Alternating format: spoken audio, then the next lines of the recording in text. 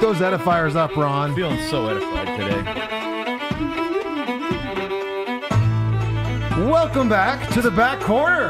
Welcome to the Dozens. And the Dozens. We are so glad that you're here with us today. After a brief hiatus. It has been, we had a festive Yuletide hiatus. We decked some halls. We gained some weight. We followed some la-las. And we put the egg in the nog. And now we're back. Yuletide enjoyed it? Yeah. All the things. I'm over Christmas. Let's not rehash that. Yeah. I was over Christmas before we got to it this year. But well, it's Happy good. New Year. Yeah, Happy New Year. We're well into the new year. I know we are. But it's still January. Yeah, it is. Barely, but... Yeah. But yeah, welcome back to everybody who... I guess the regular Dozens. Yeah. And anybody who stumbled on the feed. Anyone who their New Year's resolution was discover a new podcast and you found your way here, congratulations. You have succeeded. You are now one of the Dozens. You are. Yeah. And this is, I guess, when you do like a mid-season finale. Yeah. But then there's a second half. Whatever that episode is, that's what this episode is. The post-hiatus premiere. Yeah. Volume 2. Volume 2, Season 2. Yeah, I know there is a mid-season finale. Yeah, but is there would that make it a mid-season premiere? Maybe. You got a premiere, a mid-season finale, a mid-season premiere, and then a finale. Yeah. So it's decided. This is the mid-season premiere. Mid-season premiere. And we're glad you're here. And we want to thank our sponsors today. Yeah, we got a sponsor? I got a couple, actually. Oh, all right. One that's on here and one that's going to be on here and remain on here for probably the next 10 weeks. Oh, my. So, yes. Or at least there'll be lots of, hopefully, mention of this. But the first one I want to mention is this. For those who are watching, I'm wearing a hoodie called Anchored to Jesus. Great company out of Fredericton. You can find them at anchoredtojesus.ca. It's started by...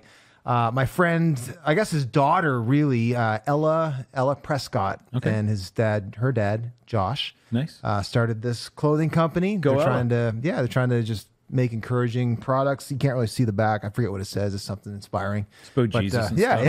yeah. And they got a lot of nice stuff. I typically don't like loud items, so not like they Anthony's knew. shirt, Not like Anthony's loud shirt here. Unbelievable. Anybody who's watching. Three of us got the black shirt memo. One of us really tried to flex. Blue. It's a medium grayish blue. So loud. He walks in, we're like, whoa! Tone it down. We get it. You want to be the center of attention. That's fine. And now he's got his phone going off. So look, let's all just pay attention to Anthony here. Please do. Can we all just take 5 minutes of silence to look at Anthony? Check out anchoredtojesus.ca. They're doing a good thing and doing a good work, trying to encourage people, point them to Jesus. They got some nice clothes on there too. So anchoredtojesus.ca. Beauty. The other one. I know. I figured out who it is. I bet you want to guess. Do you want to guess? I'm guessing someone's gonna get a free shout out if you're wrong. I'm guessing it's a 2-letter. Yes. Conference. Yes. Yeah. XY conference. Darn it. Go. Don't be like Brent, who was late on that sound effect and be late for it signing wasn't up me, for it was XY. Ron. He had to be partially muted. Throw poor Ron under the bus. I'm throwing Ron under the bus all day. Yeah, XYCon, it's coming up. XY Conference is coming up. You can find out the details at xyconference.com.ca.cc. We got them all. It is going to be, they all have been so impactful for anybody who's gone. And this year's, I think, going to be no exception. Last year was my first one. It was awesome. Yeah, and we've got an incredible speaker lineup this year. Are we allowed to reveal any of those? Yeah, it's all on the website. So Ed Newton from San Antonio, Texas. Love Ed Newton. He's the pastor of Community Bible Church down there. They're doing fantastic things. Guy named Mike Kelsey. He's the pastor. He's co-senior pastor at McLean Bible Church in... I guess it's Virginia, technically. I've heard of that church. But the other pastor is David Platt. Oh, I've heard of him too. So him and David Platt share the pulpit. And Mike's a buddy of mine. He's coming up. And then a guy named Leonce Crump, who he's from Atlanta, Georgia. Giant guy. He's former NFL player, former All-Pro, All-American wrestler. Nice. All 6'7". If you're going to rush the stage, pick one of the other guys. 350 pounds. Like he's a but unbelievable preacher. Awesome. It's going to be It's going to be next level this year. So all that to say, thanks XY for sponsoring this. Also, if you haven't registered for it, when is it? Now's the time. I should have looked that up before I started this promo. April-ish? It's April the 16th. Is it 16th? 17th? Producer Ron will get back to us on that, but it's coming up in April is the point. I got my calendar stalled for 2 seconds. Tell us a little bit more about XY. Well, it's in Moncton, New Brunswick. Yes, it is. At Tidal Church. That is the largest auditorium in Atlantic, Canada. And so that's where we got to go because we're going to pack that bad boy out. On April 17th and 18th. It's on April 17th and 18th, as we mentioned earlier. So you're going to want to be there. And register, bring a friend, bring your, if you got like a teenage son, bring him along. If you got like a aging dad that won't break his hip on the bull when we get him to do the bull ride, and you can bring him along. If you will break his hip, you can still bring him. Just don't put him on the bull. That's for crying out loud. Yeah. It's your father. Yeah. What's wrong with you? What are you doing? What's wrong with you people? Yeah. So that's coming up. It's going to be awesome. Register now, though. Like I do think, well, one, it helps us to register early. Also, I think there's going to be a mad rush. Yep. Because we're talking about men. Yeah. And procrastination is a thing. Real men go first. Be a bro. Register right away. That's right. Yeah. All right. Love it. Those are our sponsors. Our guests today. Well. Cue the music. Our guests today are no strangers to the dozens. Their first appearance was back in 1 BC. Anthony Moore serves as the Senior Associate Pastor of Kingdom Life at King's Church and is passionate about seeing a strengthening of prophetic ministry in the church. Mike MacNeil also serves at King's as the Assistant Pastor in charge of King's Academy of Ministry, and despite being a world traveler, still managed to have his recent heart attack at home in Sussex. More on that later. Please welcome back to the back corner, Mike MacNeil and Anthony Moore! Yeah. Hey, that was a good time. Love it. Welcome back, boys. You are the regulars. The most regular. Good to be back. Of the back corner. So the OGs. We kind of missed you in one window because you were I was indisposed. off the grid, Mike. Unavailable. But we are very glad on multiple levels that you're back here in the back corner. Absolutely. I'm glad to be back as well. Also, I would be remiss. Just because you're regulars, don't be remiss. Doesn't mean that you don't get swag. Oh, excellent. Wow. Merching them up. Gentlemen, Okay. you can cover that loud shirt. There's hoodies, black hoodies all around. Excellent. Awesome. For the boys. Awesome. For those of you who aren't watching the video, you just got the audio. We just handed them the Ask Me About the Nephilim shirts. They're available at backcornerpodcast.com. And if you want to pick one of those up or any other back corner merch, hats, T-shirts, hoodies, we got it all there. Yeah. Jump on it. Rep the pod, yo. You never know when something new gets added, too. So go check it out. You really don't. Maybe buy something again. Yeah. Hey, look, if you love something, buy 4 or 5 of them. Just make it your thing. If you love someone, set it up like you do anything. Remember Inspector Gadget's closet where it was just like 78 of the same thing? Crazy things. No. Bryan Adams? Yeah, but I don't. He sounded like I could, based on the quality of the impression. I would have said Bryan Adams. Thank you. Yeah, I would have said Bryan Adams, but the song doesn't. I'm gonna go with more with probably. When you love a podcast. Yeah, no, you know that one. When you love someone, you do vaguely, all I've heard it. crazy Okay, things. yeah, a little bit. It wasn't in my top. Sung that. At it's a not in wedding my once. Mountainous top 4 Bryan Adams songs. It's a deep cut and good one though. Yeah. I can write a love song, man. Oh, he can. He can. I can write a love song. He can sing. Yeah, he sure can. Struggles with bathing. Oh, really? Dude, have you ever seen him? He's a grease ball. He hit this point, like he got very famous, and then I think he got too famous to bathe, and he just has looked greasy for the last 30 years. These comments do not reflect the opinions of King's Church or the people of King's Church. However, they do reflect the hair of Bryan Adams. Looks right. like he styles it with Vaseline. We're going to have a good time today. We got some stuff, some really good and meaningful stuff, some fun stuff. But first, let's fire up the teletype machine. Ron, what are we researching today? I want to know how you feel about New Year's resolutions. Yes or no? Do you do them? Do you not? Are they still going? Are they overrated? Overrated? Is it a thing? As of January 27th, are we still doing them? What's your take? Yay or nay? New Year's resolutions. someone's got an opinion, jump in. Yeah, because dead air is good for podcasts. 10 viewers just fell off. For those of you listening to the audio only podcast, you didn't miss anything. Nothing has happened. Awkward pause. There's no it's not the friend or and there's no greater enemy of dead air than Brent Ingersoll. Oh, definitely. It's your arch nemesis. Yep. I'll go. I don't like them. I don't like I'm New shocked. I'm a no You're on New against Year's. it. Yeah, You're I'm a shocked. no on New Year's resolutions. I am pro goals. I'm anti resolutions. Why? I feel like resolutions are generally framed in an ongoing, consistent reality that the first time you lose your way on that, you can bail on. So like if I'm going to do this every day and you miss a day, you've failed. You might as well quit. Whereas if you set a goal, ideally one that will take you less than a full year to complete, but enough time to complete that it's worth making an annual goal, you can miss a few days or stumble for a week and just jump at it and keep grinding away. So if you set a goal like I'm going to read the Bible every day, what if you miss one day? Now you failed, you might as well quit. What if you say I'm going to read through the whole New Testament this year? You can miss like a month and just jump back on the horse and still accomplish that.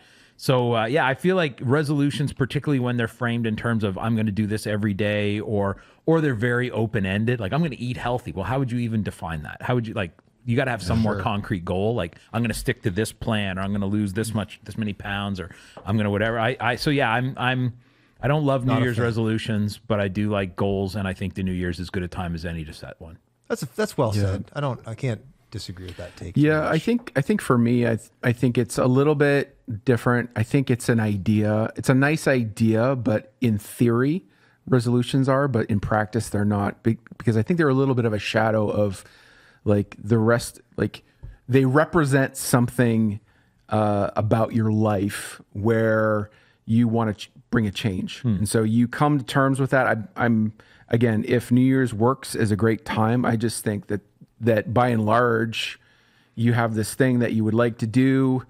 You set out, okay, maybe it'll work, maybe it won't. But I think it's like it's a cheapened version of coming to the place of making a life change and then deciding to do it. I just think it's like a little bit. I think if you treat it as an intention, it's not very helpful. Right. If you can develop it into a strategy, right, it might, you know what I mean? Yes. But if it's just like I'd like to be, like then you're just really, I think what you're getting at, Anthony, is like you're just kind of rehearsing your discontent. Yeah, right? for sure. And like this is going to, and it invariably has the success rate of New Year's resolutions based on just nice things to do are pretty low. Dismal. I texted my wife shortly before we went on the air, and I said, she said she was going to take care of our dog tonight, and our dog requires emotional support. So I said, that's cool. I might go to the gym, although going to gym in the evening in January is like a nightmare. And she said, actually, statistically speaking, like I forget what it was, 80% of people have already bailed on their resolutions. It's over so now. you should be fine. Over. Yeah. So, but yeah, to your point, they're not generally a effective tool. I'm generally a kind of a contrarian, so like anything a bunch of people are doing, usually, Yes. like I'll make resolutions, but not at New Year's because everybody else is doing it. We're well balanced at this table. Yeah. Mike's really big into Arbor Day resolutions. I'm going to do it when you least expect it. Yeah. Arbor Day. Yes. That's This great. is my family day resolution. I would probably be a little less ornery about it, but I would probably agree with how you took it. I think it serves as a nice strategy. I like New Year's and I like using it as a time to make resolutions. But I usually use it as a time to make resolutions more specific to my pursuit of God. And then from that, there are things that I can anchor in. Like if you just make a resolution that I want to get healthy, I think you do. The attrition rate on that's so low. But if it's like I want to carve out the next, like we just finished 21 days of prayer and fasting. I want to carve out the next 21 days to seek God through my diet, through my online consumption, through what I listen to. I've used that trigger for a decade now, and it's done untold benefits to me, not just in my relationship with God, my physical, emotional, all my health metrics. So I see it as a real gift, and I look forward to it come like December when the wheels fall off on all of my like food disciplines and all that stuff. I'm like, New Year's coming. It's just I am the type of personality that I just need that clean break, and so I do think that it is a personality thing largely too, but it's a weak substitute for like a conviction unto life change. I think like it's not the same thing. It's a good trigger towards. Yeah, I think that having like a lot of us don't live our lives very intentionally, and we also I think are unrealistic about the nature of drift. Like there's always drift, and one of the things actually we were talking to one of my kids about recently with some stuff in his life that he's trying to just healthy habit stuff he's trying to. I said, look, there's always going to be drift and dial, right? Like you'll drift out, you got to dial in. So like if you think you're going to be right dead center on everything all the time, that's unrealistic. Like there are ditches you need to stay between, but so having some things that are built into our life, and New Year's is as good as any, that just call our attention back to where has there been drift, dial, and where do I need to dial. That's great. I think that can be super helpful. And I think it's one of those things too, like even in terms of spiritual rhythms, for those of us who come from traditions that are less prone to fall in the church year and stuff, where there's some of that stuff built in, like finding something that like helps build some seasons and some repetition and some intentionality. I think that's a really healthy habit. There does seem like there's, this probably score one for the church calendar, but there does seem like there's wisdom in like identifying and solidifying some of those rhythms. Like even some of it's happened organically in my own pursuit, but like the older I get and the longer I follow Jesus, the more rhythmic I find it seems to get, and the more I can actually map out, you know, what needs to be happening at what time of year. And that even, I can apply that to like how I, and even subsequently we have led King's Church, our church. Like I've got a pretty good handle on what things need to be happening at what time in the year in order to sort of produce the right levels of fruitfulness. So I mean, that's that agricultural metaphor that runs all the way through Scripture, right? Like if it's the middle of February and you go, I think I'm going to plant some seeds, like you're a moron, right? Like there are times for things and seasons for things. Yeah. And we often, I think about seasons in terms of like things consistently change, but we don't think about the pattern, like season 1, season 2, season 3, season 4, 5, up to infinity. But no, it's like season 1, 2, 3, 4, season 1, 2, 3, 4. One, like there's some cyclicalness in that, or some rhythms in that can be established. My first summer as senior pastor, summer of 2013, I told myself, we're going to grow this summer numerically. Did you? No, not even a little bit. No. Yeah. So I had to learn though, like, okay, what is the value in summer? How do you, what's the right way to leverage this season? Yeah. And we've had to learn that over the years. So yeah. All right. Well, we've solved it. All right. Put it in the spreadsheet, Ron. Settled. All right. We got next segment. I'm going to get you to cue this up. Over to you, AJ, in the studio. Right. So a little conspiracy, in the news, isn't it? Oh, conspiracy. I messed Remember that that up. text you sent me about changing that? I sent a text, just said we should do Conspiracy Corner before the news. And you guys... Hold on. There we go. Everyone's favorite segment. For those of you who wonder how edited this is, there's your answer. There you go. So we got a clip here. That's gonna set this up. If you can fire that up, Ron. This is the curse of James Dean's car. What if I told you a single car could curse everyone who touches it? James Dean's little pilgrim did just that. Dean's friends warned him the car was dangerous, even cursed. Actor Alec Guinness, who saw the Porsche, felt a chill, saying, if you get in that car, you'll be dead in a week. 7 days later, Dean was gone. But the car's curse didn't end with him. Its wreckage was sold, and parts of Little Pilgrim spread across other vehicles. Each part seemed to carry Dean's fate. Who approved A mechanic who worked on the car broke his leg. 2 doctors who used its engine and drivetrain died in crashes, and the wreck mysteriously vanished. So Was the car called? Yeah, that was the name. He No, named but was his it? car that. Yeah, was it called Little Pilgrim before the problems? No, I think he called it that before.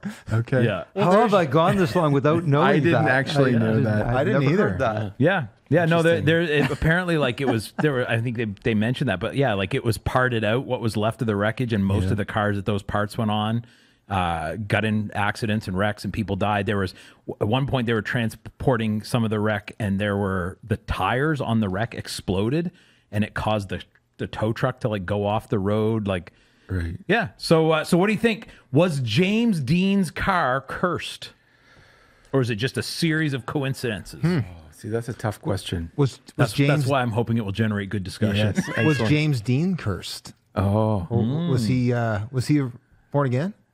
I believe he was not. I believe he was not. I believe he was fairly Then I would think- fairly well known for his wholehearted embrace of. Then my take is, given the fact that he was under the dominion of darkness, I'll refer you back to our episode with John Thompson, who we've got coming up here in another handful of episodes again. repeat offender, if you will. I guess he is. If you are not delivered through the redemptive work of Jesus into the kingdom of his wonderful light, you're part of the dominion of darkness, and by definition under the curse. And therefore, you being property of the darkness and the devil, your property would be the property of the darkness and the devil. That said, I've known a lot possible?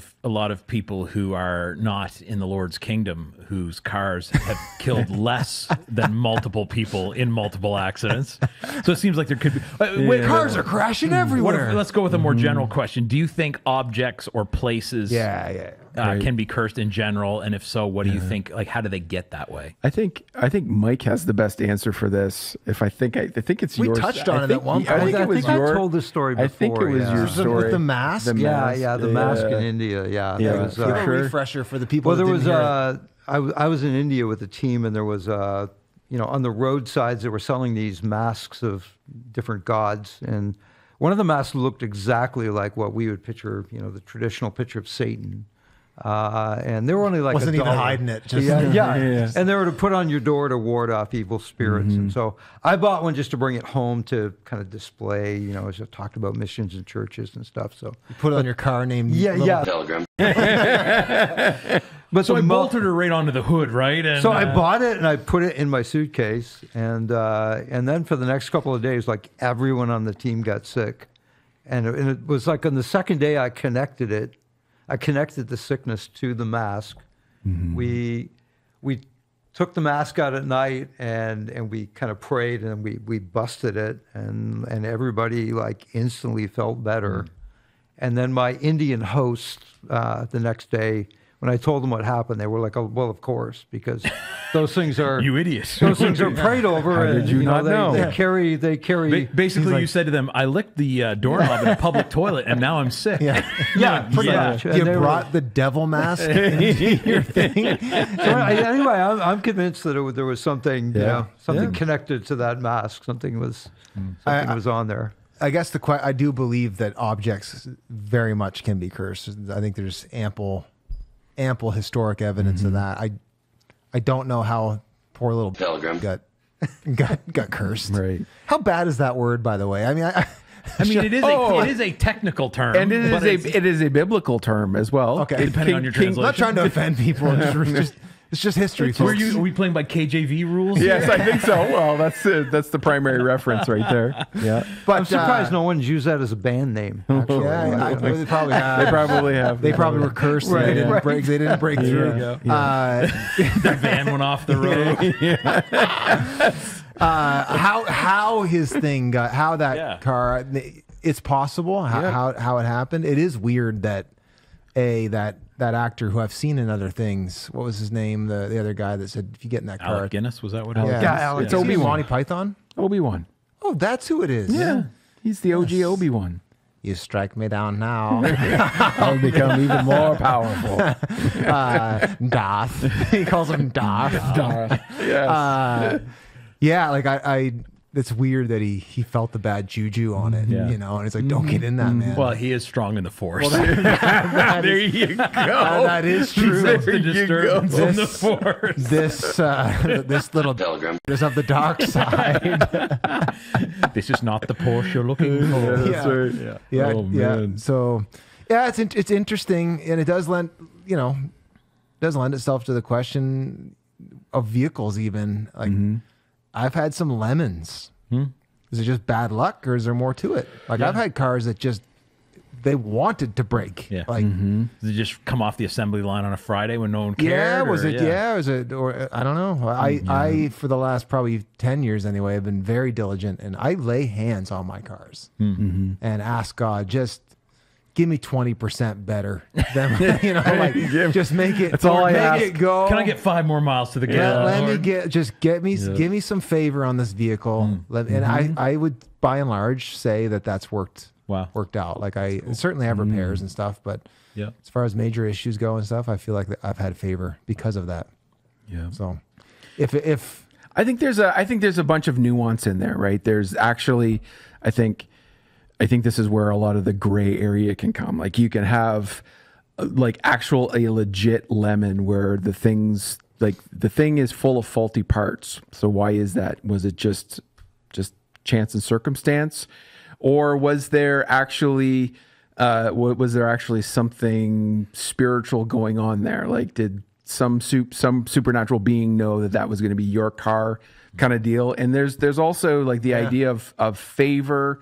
There's also the idea of God's protection and provision in the midst of that. And sometimes the favor comes from like the children of Israel where their sandals didn't wear out. Or sometimes it comes from, well, that thing broke and God immediately provides something else. So there's a bunch of there's a bunch of nuances in the midst of that conversation. I think we do also underestimate how integrated like the spiritual realm does intersect with the physical, and and that's true both of the demonic and of the angelic. Yeah. You know, like I just think there's way more going on, and I think they're more aware of our physiological space than we are of their space. Right. Like I think there's clear evidence that the heavenly realm is certainly more involved and aware of what's going on in the earthly realm than the earthly is of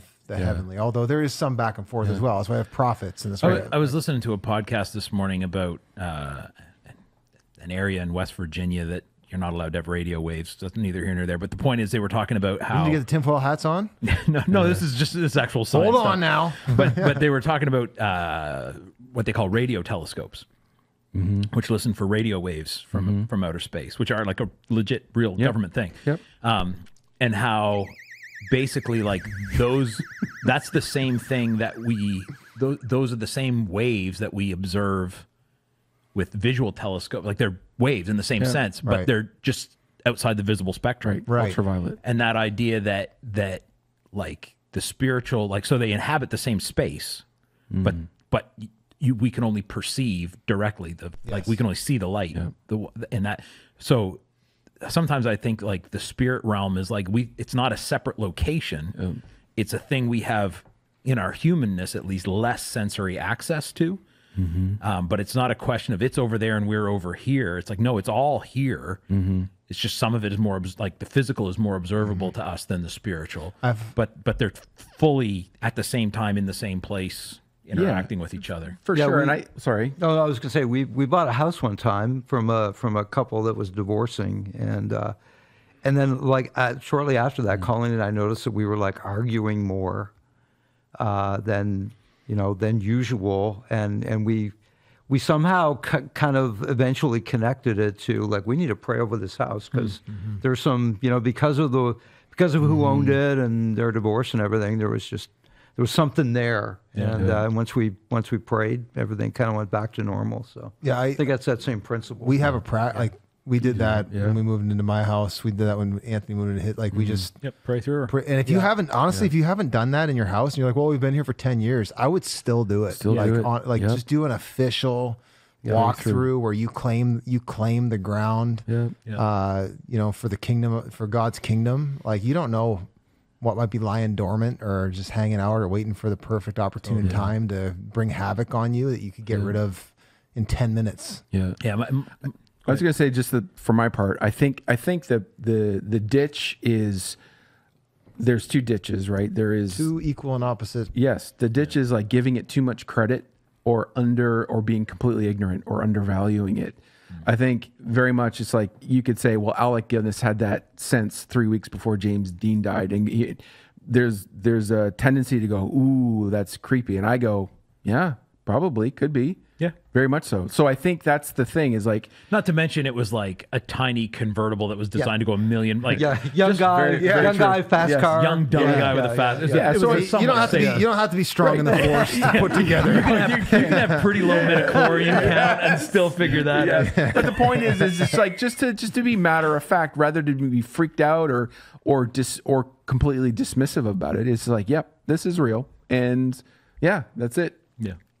I think I think if you're trying to discern what's going on with something like that, something that's worthwhile, like a filter running it through, is that the enemy comes to steal, kill, and destroy, right? And so if something is stealing your peace or stealing your joy, to what you said, Mike, stealing your health or stealing the harmony in your marriage, right? Or literally like this car, killing people or destroying, that's a different thing too. Like the enemy came to, inconvenience, and like, you know what I mean? Like if the tire goes flat on your car and you have to pull over on the side of the road and change it, I wouldn't assume that that's a demonic attack. You know what I mean? Like that might just be stuff breaks down, right? And so for my first C.S. Lewis quote of 2026, I knew you were going there. Yeah. There are two equal and opposite errors into which our race can fall about the devils. One is to disbelieve in their existence. Oh, darn it. Yeah. He didn't say that. That was me. Oh, darn it. That's like Paul. That's like Paul's letters. Oh, yeah, and. Yeah. One is to disbelieve in their existence. The other is to believe and to feel an excessive and unhealthy interest in them. Yeah. Yeah. So, it is our worldview. Yeah, for sure. Right? It is we believe there's invisible things going on all around us. Most of us, depending on your upbringing, this might not be true for some, but I would say the majority of us that either grew up agnostic, atheist, or even in the church probably still have an over imperialistic, over naturalistic view of the world. Like one of the great things, God's given me so many great experiences and gifts, but one of the biggest ones ever, and I've probably told this story on the pod before. If I have, here it is again. But I had what I would call it like an open vision, like where, and this has only happened to that level once in my life, where like my eyes were open, I saw in the spirit, and I was in my car, and I saw an angel sitting shotgun and two in the back seat. Wow. Like God just like opened my eyes for a minute. It was in a particularly lonely and vulnerable time, and I just needed to know I wasn't alone. I was asking God that, and it was the weirdest thing. My eyes open. It was more than a sense. I had a vision of these beings in my Ford Focus.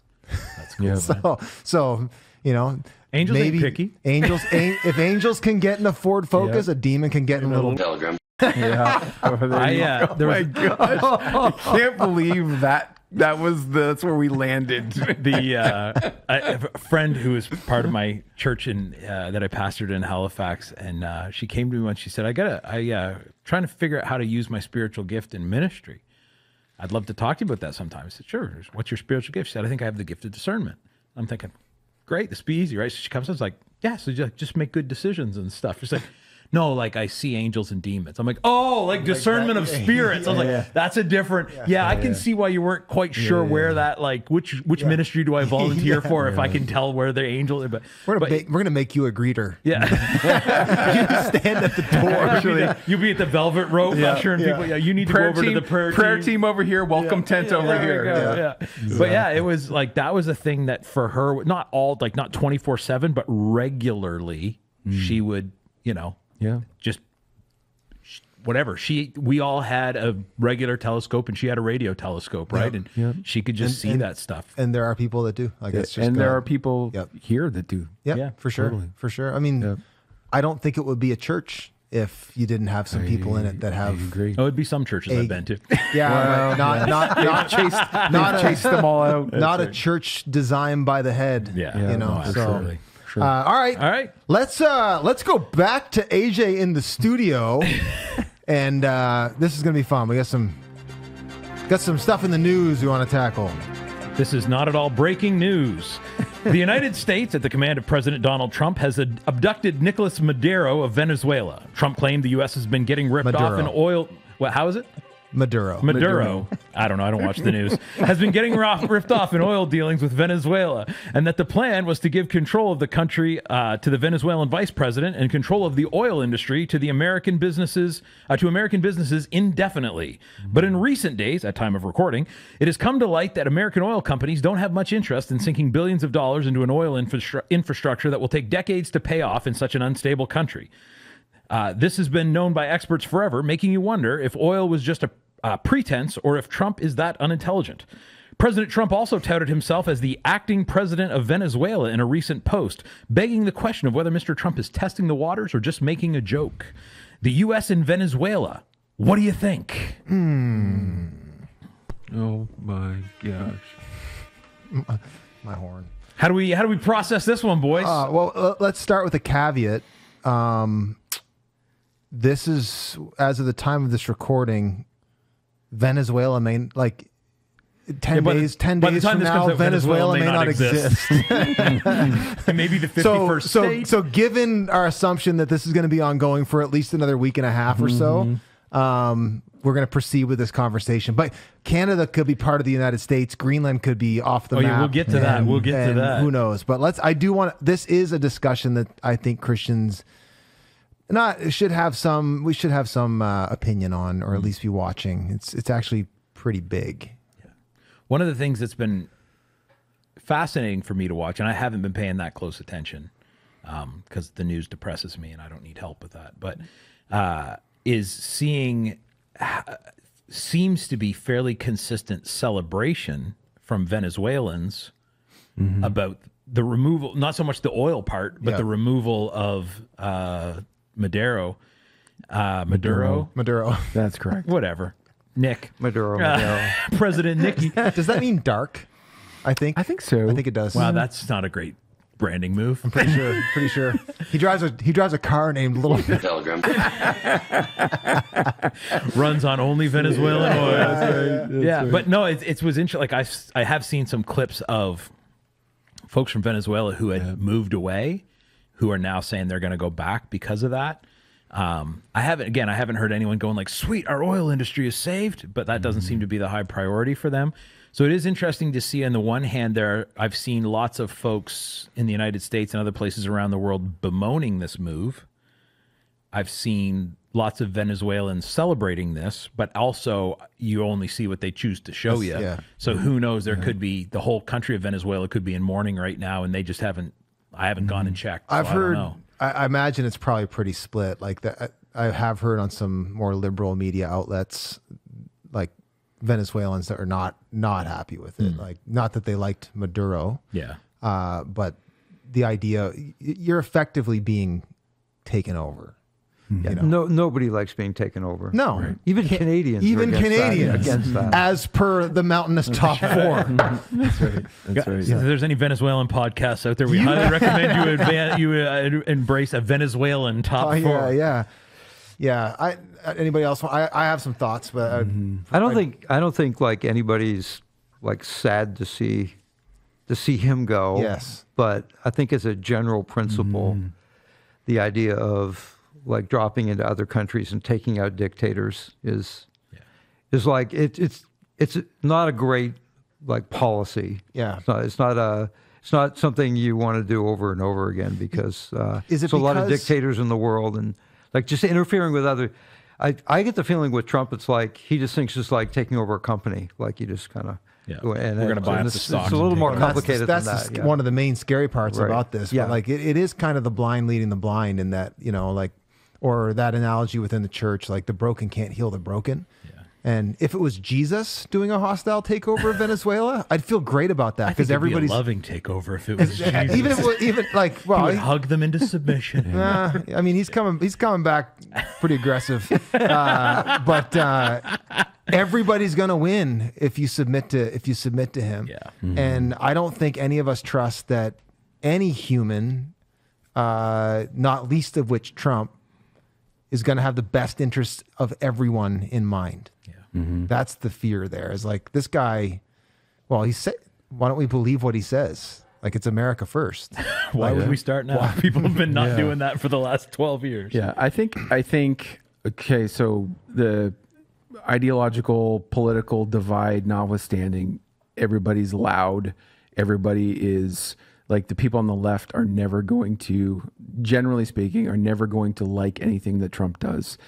Conversely, the people on the right are generals. Like they're never gonna be loud about the things that they don't like that Trump does. Okay, so that's okay. Whatever.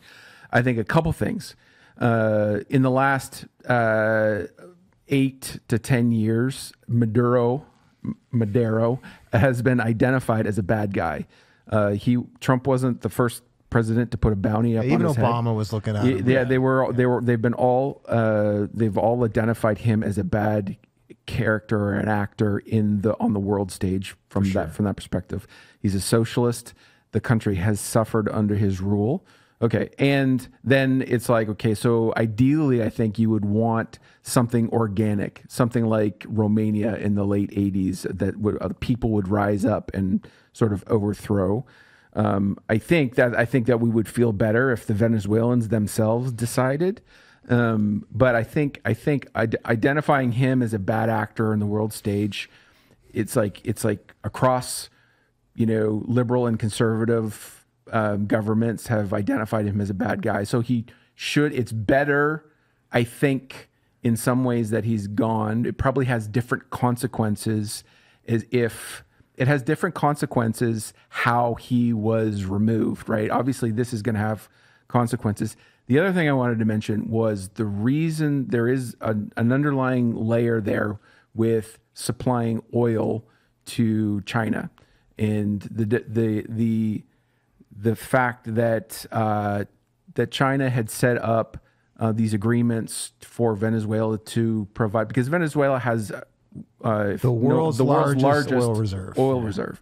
And so with China, with all they wanted to do, Venezuela was going to be that place that China could get that. And America, i.e. Donald Trump and others, said not in our hemisphere and kind of came after that. Okay, I'll zag on that. I don't disagree with your points, actually. Like I think they're valid. So just a quick one. No one is pro Maduro? No, I think that's... All right, we're good. We're all in on that. I just think, but my problem with it, though, and I'm not saying that didn't need to be done. I am saying, though, I don't trust Trump. I don't trust, to me, and I think I can hear my Ukrainian brethren, Max and Bogdan, cheering me on to say this, maybe the quiet part out loud. It doesn't seem super different than what Putin's doing in Ukraine. In that, well, one, it's different in that it hasn't gotten that violent yet. So, and I pray that it doesn't get violent or that Trump doesn't get to that level. So I will say that, like, Putin's killed so many, like, it's but atrocious. The spirit of it, the motivation. Yeah, it's like, okay, there's a pretext that he's using to go in after what he really wants. And if you don't think that's happening, like, yeah, it's the number one oil reserve. And even if it is to sort of assuage control in China, fair enough, but it also benefits them by having undoubtedly all that access to all the oil. That's why he wants Canada, all the natural resource. That's why he wants Greenland. Like it's completely, it's imperialism. And I think we're delusional to not call it that. And if you think no, he just wanted to help this country that had bad leadership, well, why didn't you roll into Haiti? Yeah.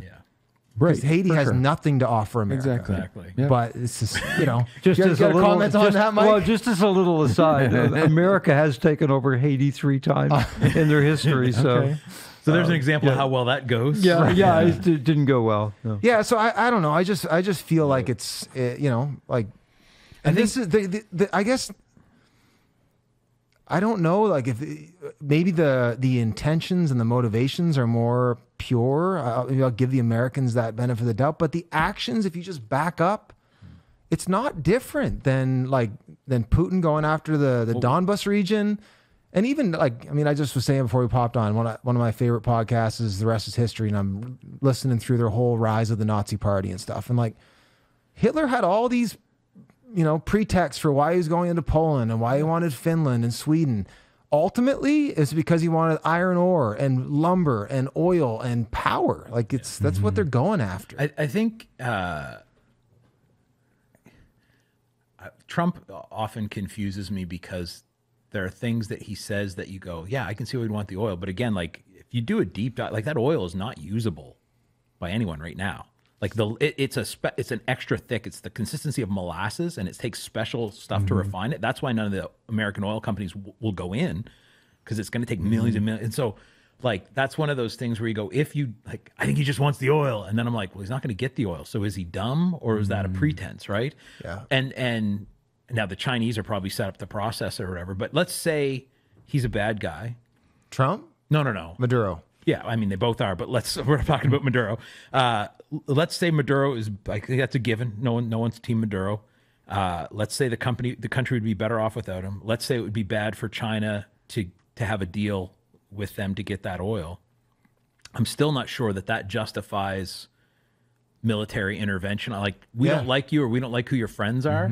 And particularly the one that always I laugh at is countries like the United States and like Canada, and I'm sure lots of places in Europe, that talk about how great a threat China is and how bad China is. And we are so deeply in bed with them. Financially, they make all of our stuff. Yeah. They lend us money, right? It's kind of hard. It's sort of like saying, you can't help my wife, she's bad. You know what I mean? It's dude, you're in bed with her, man. Yeah. And so that doesn't carry a ton of weight with me either. But I do think, again, Trump is so unpredictable and so erratic, and up and down and in and out. But I just have a hard time. I think if you really feel like you need to get rid of that guy, which again, this is you do it the CIA way. They've been doing it for 40 years. Well, or assassinate him and say we don't know what happened. Or you give money to whoever's running against him, and you exert huge pressure to try to get the UN in there to make sure there's fair and honest elections and all. I realize it's not easy to get rid of a dictator, and I do think there are times where people are genuinely under the thumb of a guy who has amassed so much power that from within they're never going to be able to rise up against that. And so I think it's a little bit naive to say there should never be any interference. I just don't think it makes me very nervous is not the right word, because I don't. Yeah, the kingdom I'm part of can't be shaken. It's a sign of bad things to come. Yeah, it's are you even if the oil's not useful? You know what useful is? Testing the waters on, can I get away with this? Because if they don't do this for Venezuela, well, then what won't they do for Greenland? If they don't do anything for Greenland, then what won't they do for Canada? Well, let's get into that follow-up then. Trump has also asked the military, the U.S. military, to drop plans to invade Greenland, and he's been making similar threats towards Cuba. Do you think Trump will carry out any of these attacks? And if he has this imperial vision of conquest that he seems to be talking about, should Canadians be concerned? Well, I think he'd rather buy Greenland than kind of invade it, and a lot of that has to do with what's going. There's a lot of competition for the Arctic because of resources. Just resources and more like security, access to the Americas, that kind of thing. And so I think, they already have military bases and everything there. There's been a lot of cooperation, but I think he's looking at that strategically, more from a security standpoint than anything. I feel like he's looking at the Western Hemisphere strategically. Right. Yes. Yeah. But Honestly. he is approaching it as a bully, though. He has actually, that was in the news yesterday, or the day before, as of recording, that he had asked the Joint Chiefs of Staff or whatever to draw up the plans for the military invasion. So even if his preference is to buy it, he's still trying to go. Well, he approaches everything as a bully, but Well, yeah, Agreed. which is another thing about him that's he's a horrible, bully. right? But like that's an example to me of a guy would he be actually willing to or not? Well, rewind a few weeks and I would have said no, but now you look at Venezuela and you go, oh, he will send in the military to get what he wants. So I think he would prefer the cheapest, easiest way to get Greenland.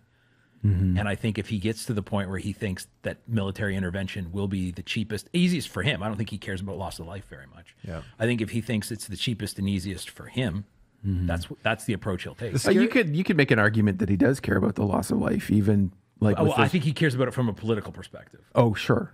I don't think he loses. I could be wrong.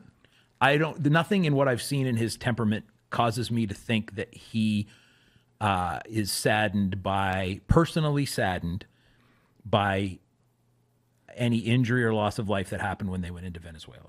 Sure. I do think, just from a pure man, sure. it really stinks that person's gone now. Yeah.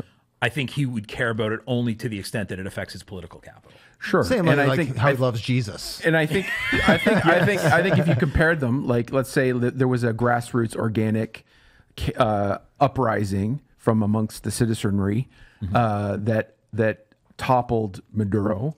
I could think you could make a very large case that would have been, in terms of lives lost, more catastrophic. Oh, absolutely. By orders of operation. Yeah, but I don't think that was his motivation. Yeah. Because if that happens, he doesn't get anything out of it. For sure. Yeah, no, and I think there's a whole conversation to be had here too about if the end justifies the means, right? Yeah. Like if what do we lose in getting to the place we think is a good place to get to, right? And is it worth, ignoring the rule of law? Is it worth setting that precedent? There are things worth. Western civilization is based on the idea that there are objective values that are worth dying for, right? Yeah. Well, there is rule. That's why we're speaking English, not German, right now. Sure, and there is rule of law because there is a reason why they went from a legal perspective, right? What was the justification for that he funded and developed narcotics that they were flooding American shores with Venezuelan narcotics. But again, evidence same with the guy in Bolivia and Colombia. Sure. I'm just saying, it's not clean. It's not neat and tidy. It's pretext. It's not a one-to-one thing, right? Yeah. That is one of many factors. So here's a question: how come he doesn't go get Putin? Bad guy.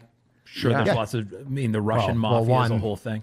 If the stakes are a whole lot higher. It's a rhetorical question. Sure. But just to say, if that's your actual motivation, for sure. If Russia didn't have the same, if Russia had the same size military as Venezuela did, then maybe that would happen. If the threat of nuclear annihilation was not on the table. But again, that's I don't think there's anything altruistic.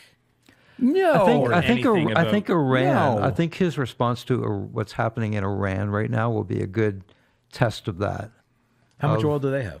What's that? Got a little bit. Well, they've got a little bit. I know lots of places in the Middle East do, but I don't know. But there is.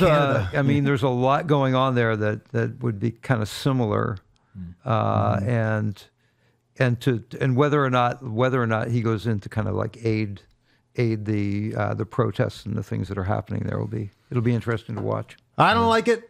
I don't like him. I'm nervous. Anyway, but I'll say this, and then we got one more. We got another spicy news piece we want to touch on.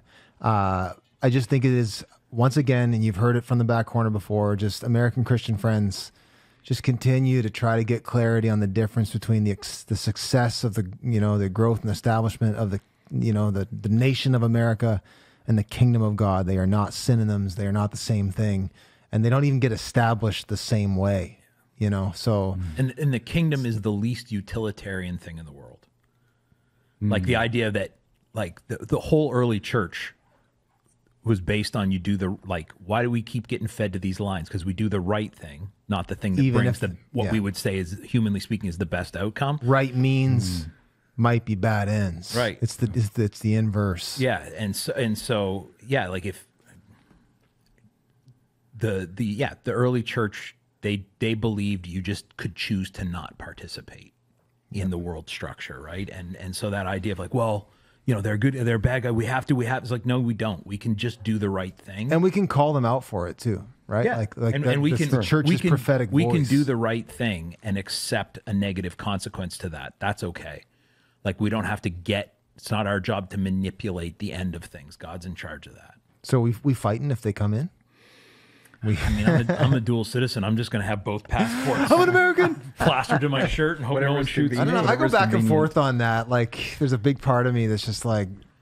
Here's the irony: Canada has never been. I'm not saying we are likely. We've never been more likely to be taken over by the United States and by Donald Trump. And there's no president in my lifetime that would make me less want to be taken over by the Americans than Donald Trump.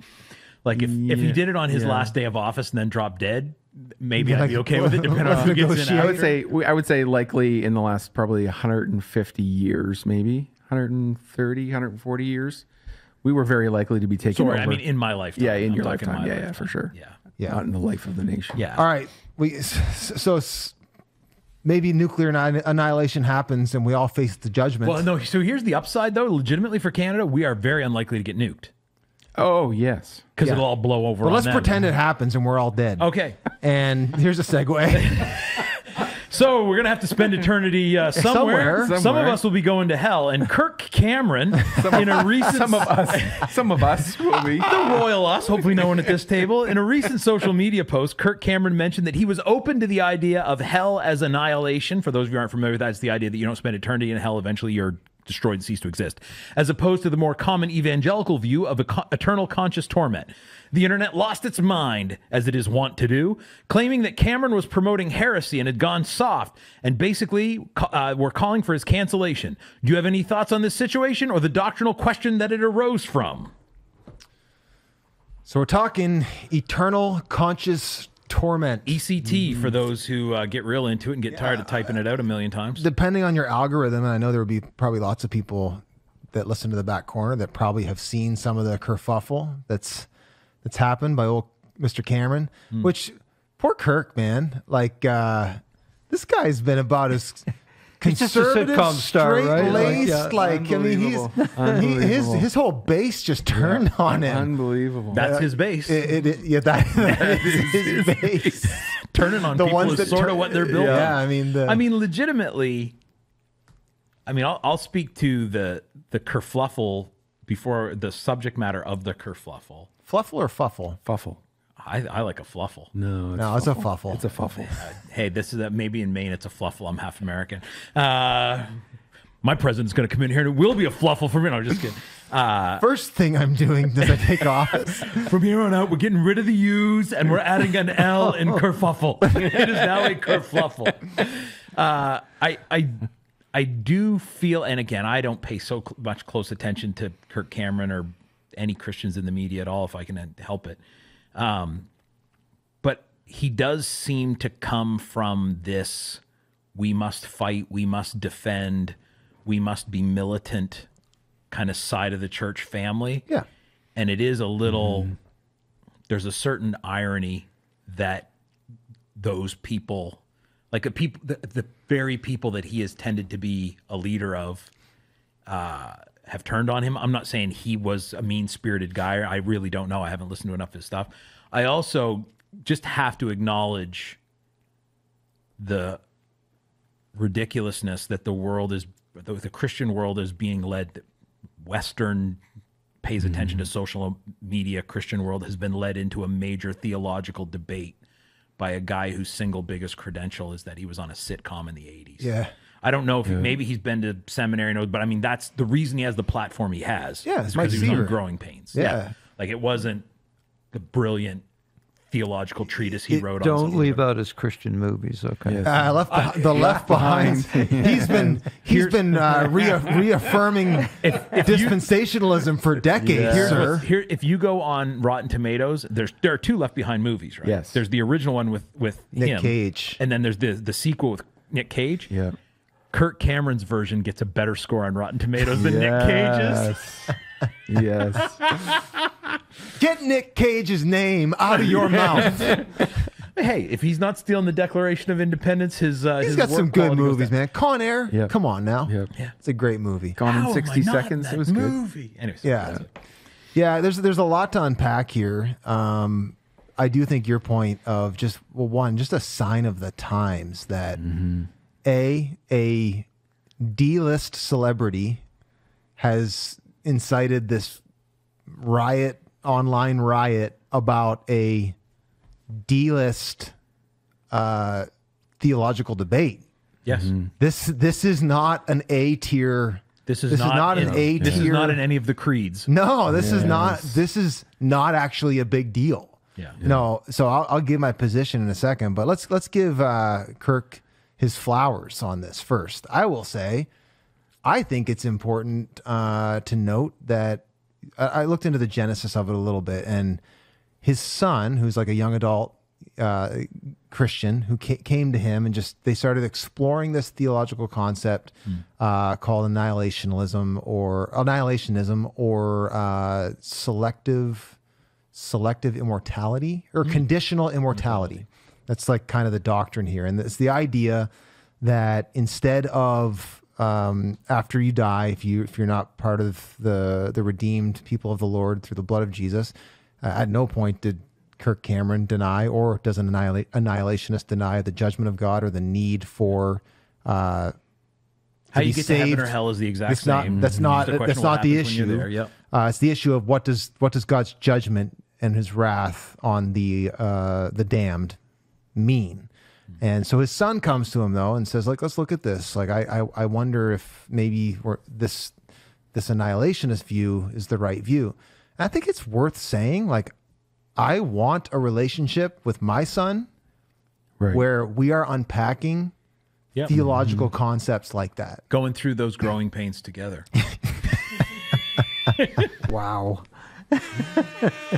I've never received that horn blow. Yeah, that was great. No, but I think that was. We got the world spinning right. So there's a lot of people though criticizing Kirk Cameron and his theological view, but they aren't discipling their family as good as he is. Like that means something. That said, let me flip it the other way and say, I've seen this a lot in the church, particularly not so much around this argument. I haven't faced this one too much, but I've seen a lot of deconstruction, a lot of deconstructing teens or young adults bring their thing to their parent, which is great, but then the parent not being equipped to be able to actually facilitate it in a strong way. And I've seen a lot of parents, particularly around the concept of gender and sexuality. That was the big one over the last decade.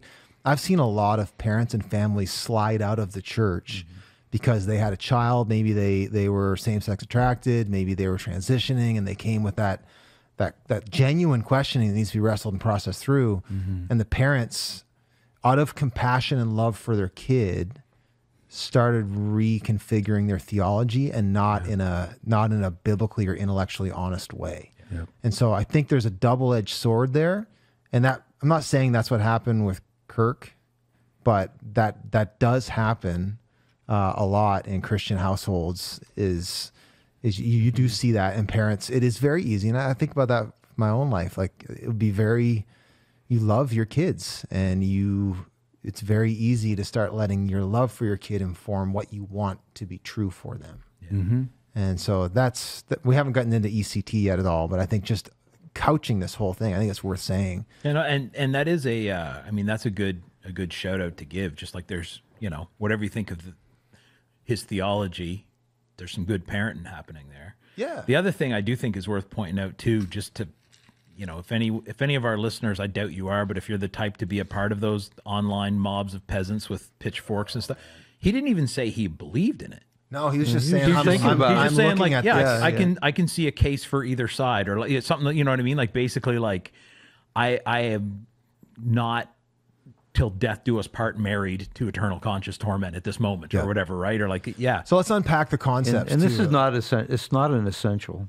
Well, that's just it. It's not a theological it's essential. It's a D tier. It's not in the creeds. It's not anybody who believes and that's one of the things that kind of spun up in all this was, Kirk Cameron's a heretic. No, he's not. No. Yeah. Like he confesses all the essential doctrine of Christianity.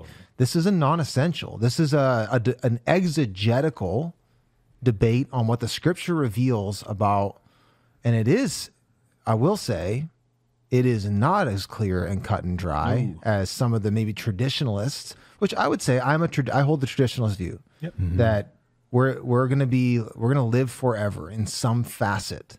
Yeah. And I think Jesus was very clear about, the immortality of the soul and the undesirability of what the wrath of God or what life apart from God looks like. Right. That's enough for me to go with. But if you got in the mob that's saying like Kirk Cameron's a heretic, you don't know what heresies are. Like that's not a heresy. There have been a lot of, very intelligent and very devout Jesus followers Submitted to the authority of Scripture. Because they're submitted to the authority of Scripture, they have chosen That's their understanding. the annihilationist position. Like, and there are good arguments that do support it. I have a good friend, genuinely one of the smartest people I know, who's a pastor in the same denomination I am, and he actually wrote his master's thesis on annihilationism and believes in it, is in favor of it. And so most of the exposure I've had to the conversation there has come through interactions with him. And I'll be honest with you, I think that the things that tend to drive people towards digging deep into this, and I never have, digging deep into it, are some sort of, like a desire to get out of hell, a way to make hell not bad. Yeah.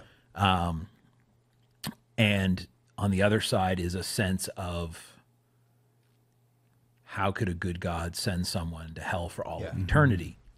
Which is not the same as how could a good God send someone to hell. Those are two different, but the idea being like, how can the sin of a finite being be an infinite sin? And if it's an infinite sin, how can it be deserving of infinite punishment? Yeah. Right.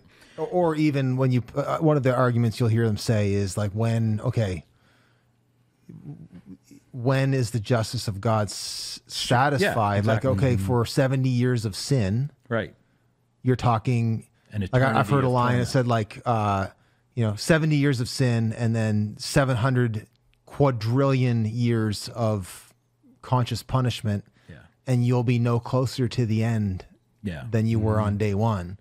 Like, and that the argument there is it doesn't seem like the punishment fits the crime. But I think to your point, and I would echo this, I think that argument is being formed from like a bit of a worldly point of view, not what the word reveals, like particularly on the issue of sin. So the reason a sin against God is infinite is because God is infinite. Like the sin is measured by the one sinned against. This is why we had different levels. If I shot a deer, well, that's legal. But if I shot a deer out of season, I'd get a fine and I'd lose my hunting license. Right. If I shot a person, I'd go to jail. If I shot a president, it'd be even worse, right? And so and it's based on. What if he was a bad guy and he had oil? I'm gonna gift him a car called Little Pilgrim. Yeah. I think one thing I think there's this like human, call it misplaced or unsanctified compassion thing that creeps in. Like it's like the putting a dog out of its misery, right? There is that. I think we would look at that and go, again, it's whatever. Take the example for what it is. It's like if a dog, old Yeller, like he's got rabies, he's going to only suffer. It's going to be worse for him. Let's just end it now. And I think there's a natural quote unquote compassionate argument for this person is in the worst torment they are ever going to be. Let's just put them. And I think a true annihilationist would say it's not an effort to downplay the holiness of God, but it is to take equally seriously the mercy of God. Like if somebody is not going to be redeemed, and to your point, the justice. Like Yeah. they would see eternal conscious torment as the punishment is way. I'm not saying it is, but they would say the punishment is way worse than the crime. So now you go from a just God to maybe a vindictive God. Yeah. But and again, I think that fails, and we can't wrap our heads around the holiness and the worth of God. So it fails to understand. I just don't think we could ever understand like who it is that we're sinning against. That's what I was going to say. Like the reasons I've never felt the need to wrestle real heavy with this. One is I don't know that it's within our ability to fully understand exactly how this works. Yeah. So like both, who am I to say this is what would be just for God to do? Like we believe God is just and good and holy and loving, not because we've looked at everything he does and weighed them and he lines up. We believe he is those things. And so whatever he does fits that, right? Like it's not we don't sit in judgment over God, right? He is who he says he is. And so I like you, Brent, I tend to lean towards the idea, well, if it's an offense against an infinite God, it's an infinite offense, right? But also there's also the question to me of what is the alternative, right? Well, okay. If you're annihilated, then God becomes a destructive God. So that's not necessarily, you know what I mean? Like that God is not just a taker of life, but an ender of existence. I don't know about that. Well, one of the ways that the annihilationists get around that, some of them, I don't think all of them, I think there's probably a position that just says like, when you die and you're not redeemed, it's just poof, you're gone. Yeah. I think there's a problem there because it downplays the urgency of repentance, even like where you can find people, Christians almost in the same camp as like an agnostic that's not, or an atheist is not afraid to die because like, well, I didn't exist before I was alive and I'm not going to exist after. I'm not afraid of that. It takes away the actual fear of you are going to have to reckon with a holy God. If your version of annihilation removes hell, that's bumping up against heresy. But just let me finish that, like how they get it, because I think this will inform where you're going. Like a lot of annihilationists would say, like there's a period of time where the justice and wrath of God will play out until you just cease to exist. Once your sentence is complete, you cease to exist. And they would even say, going back to like Genesis 1 and 2, that human beings aren't actually immortal. That only God is immortal, and immortality is a gift from God, and that's even demonstrated in like the tree of life in the garden. It's like the reason Adam and Eve could live forever is because they had full free access to the tree of life. And so to go to hell would be being cut off from any hope of access to the tree of life, and inevitably, because you're immortal and your flesh, you're going to die. Yeah. No, and I think that's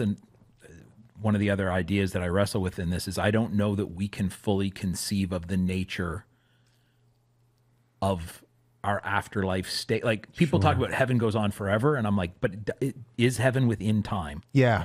You know what I mean? That's right. So like, how many years would you spend in hell in an annihilationist view? Are there years? And I don't just mean are there 300, but like, does time pass? Is it just isness? Yeah. So I think that's a part of it. But the biggest thing that doesn't sound so bad. Well, my buddy that I mentioned that's written on this, one of the things he's been very honest on, he's like, I think people who die outside of Christ go to hell. And I think they're in hell for a duration of time. And he said, and I think it's a duration of time commensurate with their sinfulness, and then they cease to exist. And he goes, I don't know, is that a year for every sin? Is that a year for every year you lived? Is that 1,000,000 years for every sin? So he's like, I don't know what the duration is. And my thinking on it is, at the end of the day, unless you buy into the whole like you just die and cease to exist. But if let's say you're only in hell for as long as you were alive. Yeah. Why do you want, like, I don't want that. Yeah. It's one of those, you don't have to sell me on not going to hell. I'm just already out on it anyway. I'm already taking a hard pass. Let me ask you a question, just for your friend's conversation with your friend. Is that like, what's the sort of textual context for him to make that position? I haven't dug that deep yet. Right. Yeah. There's like, if you're genuinely, I get you a copy of it. I'm just saying for the sake of the conversation, like why, what's some of the like actual textual context for I should have done a little more prep for this, but like, well, one, even in how you interpret some of the texts that like Jesus talks about and stuff, that can be death, hell. Like, you could take that to mean like eternally conscious, or that like one of the big ones is in Jude, I think, where it talks about that the wrath and judgment of God visited Sodom and Gomorrah, and one of their arguments, one of the annihilation arguments, is that and they ceased to exist. Just the wrath was done; it was done, out, over, and I think that's the argument there. So I'm also freewheeling on this, but I think too part of the argument comes from challenging how the texts that speak to the eternal conscious torment are interpreted. Like it talks about like, where the fire never goes out. I think that's right. But it's like the fire never goes out is not necessarily the same thing as you are always there consciously in it being torn. Like there's some implications that are being drawn there. I personally, I have such a high view of church tradition that unless I have a very, very deeply compelling reason to disagree, so gun to my head, I'm ECT. If you're an annihilationist, we can still, be brothers and sisters in Christ. I don't think you're a heretic. I want to avoid hell either way. If it's a fair like estimate, but I would say 1 in 4 Christians in Christian history are probably annihilationists. Like it's not, but still though, like it's not a non-factor. Like, and there are some, there's some major theologians and church leaders that, and actually even pre like the first 300 years, it was even more split. Like it was even more, but like, look at this one text, like Matthew 10, verse 27. Jesus says, "Do not be afraid of them, for there's nothing concealed that will not be disclosed, or hidden that will not be made known. What I tell you in the dark, speak in the daylight, what was whispered in the ear, proclaim from the roofs. Do not be afraid of those who kill the body, but cannot kill the soul. Rather be afraid of the one who can destroy both soul and body in hell." And so the argument is there, what does he mean by destroy in hell? Right. Is it destroy? Or is it like gradually destroy, but not really? Sit there in the exact same state for all eternity, destroy. That doesn't make a lot of sense. Right. So like there are when you, and I would say that for the average listener, there are good arguments on both sides. Right. I do also lean towards tradition and ECT, and even some of the language of Jesus, like just... And some of the pictures in Revelation too, like there's the lake of fire at the end in like Revelation 20, where everything that refuses to submit to the rule of the Lamb gets tossed into the lake. Yeah. Does it, whether it burns up or burns on, doesn't sound good. So, again, I'm hard pass on hell. Sure, for sure. And I think a couple of things on going there, not as a doctrine. No. It's one of those like, what if I told you it was only for 80 years? No, I think I'm still good. I think I'll spend eternity with the Lamb around the throne. Thanks. Yeah. I think have some humility in some of this stuff is really good, and just some charity. There's just so many.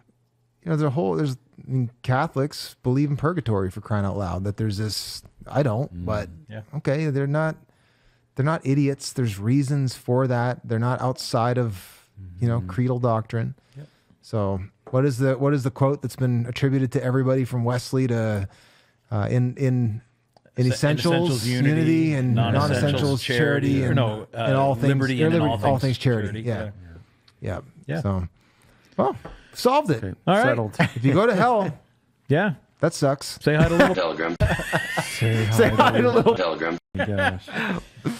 Guitars go to hell. There's a segment for if we want to get in some real speculative theology. Yep. All right. Well, we wanted to have a conversation here. I mean, the four of us, but Mike particularly, you suffered a fairly significant cardiac incident in the not that distant past. Had to have major surgery, gone through a pretty lengthy recovery process, and we just wanted to talk about that a little bit. Can you just tell us give us the story, the medium version of the story? Just the quick version. Basically I was totally blindsided. I did not feel bad, had no symptoms, thought everything was was fine in my body, and The week was love week. yeah, it was. I had a really busy love week, going out, Love like having a hearts. good time, taking teams out all week, and at the end of the week, I just had this little like bit of pressure in my chest that kind of didn't go away. We had company at the house, so I didn't want to be impolite. So I was like, Do you guys mind if I just go have a quick yeah, heart attack? but finally I said, like, guys, I'm having a little issue in my chest here. So, and anyway, I ended up, I thought it was nothing. I was just thinking, wow, I'm just going to go and they're going to tell me it's heartburn or whatever. And I went down to the hospital in Sussex where I live, and they ran some blood tests, and they came back and said, yeah, like, you're having a heart attack right now. We're going to put you in the ambulance and take you to the heart You're center. like, no, I'm And, not. yeah, and so as soon as they give me like a couple of aspirin, the pressure went away, and I felt great. I was in the hospital. I had a dye test, and I was thinking they were gonna go, yeah, I'll just throw a stint in you. You'll be good to go. And they kind of came back and said, you've got 90% blockage in your main artery, and so you're kind of living on borrowed time here. So we've got to do a triple bypass. It was the little Pilgrim. of arteries. Yeah, it was. I have was. the picture. It was I have the picture big, on my phone of that yeah, where this is yeah. where the blockages are. Yeah, and so there happened to be friends of ours were in the room when the doctor came in to talk to me, and they said, "Do you want us to leave?" And we're like, "No, we don't care." And so, but one of them is in the medical field and said, "Can I take a look at that?" And when she looked at it, she started crying and said, "Well, you shouldn't be walking around, like you shouldn't be alive." And so. And you were more than that. Like, it was probably 87% blocked in like Honduras. Yes, You're climbing mountains. Well, I was in a jungle this summer in Colombia that was like, I was 3 hours up a river by a boat with like zero medical, like 3 hours by boat to like even the nearest small clinic. And so I could have been anywhere in the world. And the week before this happened, I was hiking down to the Eye of the Needle, which is not climbing up out of there is it's a good workout. And so it could have happened anywhere. So I was really thankful that I was like 45 minutes from the heart center when it happened. And but it was kind of a surreal experience, like I didn't feel bad, but I just had to trust the doctors that things were bad and it's just saying goodbye to my wife in the hallway and being wheeled into the operating room was a little surreal. Mm-hmm. And they give you the stuff and they tell you to count to 10 and you go 1, and you're gone. And the next thing you know, you're waking up. And it is one of those surgeries when you're getting wheeled, even though and here in the St. John area, we've got a fantastic. Yeah, they cardiac were center. awesome. Because my wife used to work there, so I can tell you it's top tier. But that is one of those surgeries when you get wheeled in behind those doors after you say love you to your family, there is a chance you don't wake up. Yeah, I mean it's a major surgery. It's a major surgery. You're cut down the middle and you're running on, your blood's being pumped by a machine for a while. And so kind of coming out of it, I do want to say that just the amount of people praying was amazing, and the people visiting from Kings and just the support of the church. One of the things I said to my wife, Colleen, was like, I don't know how people go through this without being surrounded by a faith community, because it really, really does make a huge difference. Mm-hmm. And so coming out of it, I was really I was not recovering as well as I should have. And there was one particular day, every time I tried to stand up out of the bed, I would get really dizzy, and I couldn't walk. And there was during that period of time, that's when the staff here at King's went to some pretty serious prayer. And the cardiologist came in and he also said, we're going to give you a blood transfusion. So I kind of tell people it was it was the blood of Jesus, like, and the blood transfusion. Those two The things. blood of some random yeah, negative guy. those two things working together. Might have been my you blood. know. So that was a major turnaround like omega. that. That morning I couldn't get out of bed, and by that night I had with a walker I had gone around the ward like 3-4 times. Just so I was. There was a clear turnaround. Yeah, it was. It was a real clear turnaround day, and because you were like even the day before was like we're feeling pretty hopeless, pretty dark and down about the whole thing. Yeah, it was. There was some dark periods in there, and there was one. I don't think this was just the drugs. Like it's going back to our earlier conversation. And I don't know if this demon if his name was Little Pilgrim or not. But like I had a Call vision. that either way. I had a vision of like I was kind of going. It was kind of like a fever dream. I was kind of going in and out of consciousness, and I had this vision of this gargoyle-y, like this dark gargoyle-y thing, like hanging over me. And it didn't say anything, but like just it looked. Had you recently bought any masks in India? No, but it looked at me and like I had this internal knowledge that it wanted to kill me. That it's like that its will for me was death. I've seen those before, like in that half. And so that was there was something spiritual going on there as well. But I'm 3 months out and pretty much back to normal. Not like 100%, but pretty close. And if you had, what's the big? I mean, you're still probably processing in some ways. What would be the big outside of the faith, the help of the faith community? What's the big lesson? Like maybe the Lord's worked on you or taught you through this. What's changed about you? Maybe other than having a new valve. It's got a pretty sweet scar. And a big scar. Yeah. One of the that was like they full on cracked your whole chest open. Oh yeah. I've got the pillow. I've got the line. Yeah.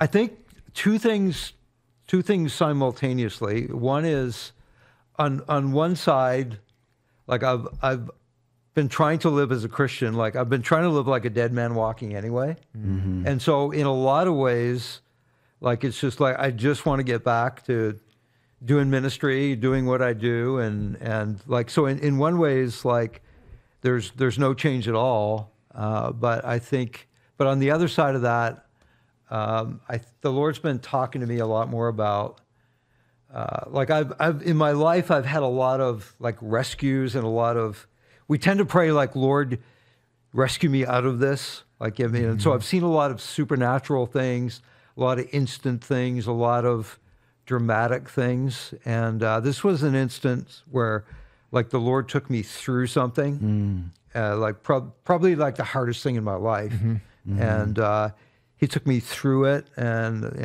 brought me out the other side. And so I think probably the biggest thing would be I'm hopefully like more sensitive to suffering, more sensitive to the suffering of others, and more sensitive to like people are there's so many battles that people are fighting that we know nothing about. And when you're in the middle of those battles, you really appreciate those who stop and notice and like see you in the middle of it. And so I'm just trying to be like much more sensitive to that. And because my life is I've moved pretty fast through life, and I'm pretty action oriented. And the faster you go, the less details you notice. And so it's easy to just blow by things. Tell that to James Dean. Being in your own world, right? Oh my gosh! And so it all comes back to the little pilgrim Details like trees. But hopefully I'm coming out the other end a little more sensitive to the suffering of people around me. Yeah, that's good. Has that had any implications for like? Obviously, a heart attack could be classified as a health issue. Has that had kind of any impact on? I mean, I know you've always been kind of a pretty active guy, health guy. Has it impacted the way you see your health, your body, any of that kind of stuff? Yeah, I mean, I think one of the reasons that I'm kind of back fairly quickly is that like I paid attention to my health before. and so, you know, the doctors have said to me that my recovery is going to be it's going to be fast, and I'm going to have a full recovery, kind of because of that, and so I'm a little limited to what I can do in the gym, but I'm back to like going to the gym 5 days every week and trying to eat as healthy as I can, and just looking after myself. So the way I'm looking at it is, you know, I think basically we're all living on borrowed time. I've just got a really strong reminder of that, Right. And so I'm just looking at, like, you know, I want to get 20 more years out of this body that you've given me, and use it to serve you. I think I like that idea of like that you're like being healthy didn't stop you from having a heart attack, but it does speed your recovery. Because I think a lot of times people they either think on the one hand, if I do everything right health-wise, I'll never get sick, or they go on the other end of whatever's going to happen is going to happen. Yeah. It's just going to be what it's going to be. And so that whole like paying attention to those things does not guarantee you perfect health forever, but it increases your odds, and you know, gives your body a better place to bounce back from, and all that kind of stuff. Yeah. One of the doctors said something that was really helpful too, because I'm a little impatient sometimes. No. And, I like things Get to the move- point. I like things to move fast. And So did James Dean. We're like laughing about his death. Like, It's been a while. But I this think it's okay. doctor said to me, he's like, look, as far as your body is concerned, like, you've had a near death experience, and so you just be kind to it. Don't just expect to bounce back immediately, and just pay attention to your body. And that was helpful. That was helpful advice. Yeah, that's good. the verse that came to mind when you were saying that was 2 Corinthians 1. It says, "Praise be to the God and Father of our Lord Jesus Christ, the Father of compassion, and the God of all comfort, who comforts us in all of our troubles, so that we can comfort those in any trouble with the comfort we ourselves receive from God." So that idea of you getting way more awareness of compassion for people who suffer. And you do see that, like, people who go through a certain type of suffering, their compassion level for others who are going through that is so much higher. Like, I guess it's the difference between sympathy and empathy, isn't it? Like, Yeah. I always get confused which one's which, Me but too. one of them is I can guess how you feel, and the other is I know how you feel because I've been there. Yeah, your compassionate imagination can only take you so far. Yes. Right. Yeah, and at some point, just that, no. Which is better than nothing. By the way. Yeah, let's all practice And you that. should let it take you Yeah, as far yeah. as it can. Yeah. But no, there's just a whole, like, if you see people, I'm always fascinated as a pastor when you connect to people who've been through the same horrible thing. Like, there's a level of bond there, like, that I'll never have that with these people unless I go through that same thing. But you see it, I mean, it's sort of a weird parallel to what you see sometimes with veterans, right? Yes. Like, Yeah. you were at wherever, oh yeah. We know each other. Yeah, like there's exactly, I don't even know your last name yet, but I know you on a level a lot of the other people in this room never will. Like, there is something about that that's kind of, I mean, it's horrible. It's a horrible ability to get, but a beautiful ability to have. Yeah. Sure. Yeah. What let's before we jump into top four, let's go around the horn. We've heard what Mike's processing, but what are you guys chewing on? I know we're gonna visit this again next week, but I've been processing a lot of different things, so I don't know if you guys have any other things. This is the time of year to be processing. So you got anything, Anthony? Well, I just real quick, I didn't actually proactively seek out a word for the year. One sort of came to me, and was driving in my car, and I don't even know, I can't even remember the circumstances, but I must have been listening to something. Anyway, the Westminster Catechism, it's like the chief end of man is to glorify God and enjoy him forevermore.